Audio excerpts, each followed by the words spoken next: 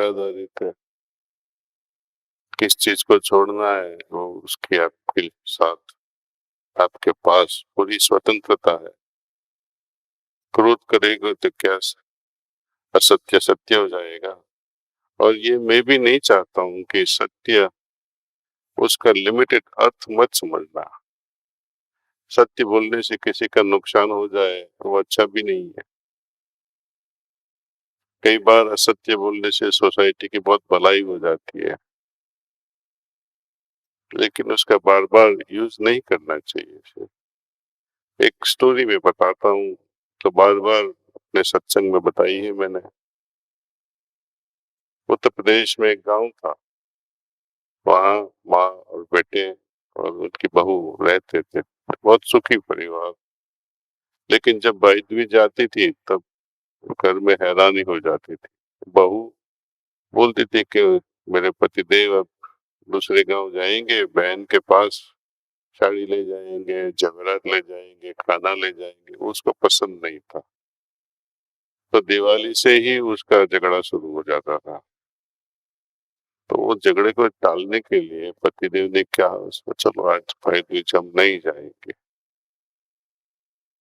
बहन के पास नहीं जाएंगे। तो माँ भी कुछ बोली नहीं। लेकिन उस गांव में जहाँ बहन रहती थी वो परेशान हो गई, शाम तक भाई क्यों नहीं आया। और डर लगने लगा उनको, शायद रास्ते में कुछ हो गया होगा। तो संध्या काल के बाद उसने चल दिया, चलो देखते हैं घर जाके, शायद माँ की भी तबीयत ठीक नहीं हो, कुछ गड़बड़ होएगा। तो रात को वो पहुंच गई अपने गांव चलते चलते आके। तो माँ घर के आगे ही आंगन में सो रही थी और उनके भाई और भाभी ऊपर थे। टेंशन तो था ही घर में। घर में आके माँ को मिली और माँ, भाई क्या हो गया, तेरी तबीयत तो ठीक है। माँ बोली, मेरी तबीयत बहुत बिगड़ गई है, इसलिए भाई नहीं आए, नहीं तो तुझे तो बहुत प्यार करते हैं। यदि वो सच बोल देती तो क्या होता। तो कभी कभी झूठ का सहारा लेना पड़ता है। वो बात सुन के वो भाभी भी रोने लगे कि कितना अच्छा परिवार है, उसमें मैं क्यों दखल करती।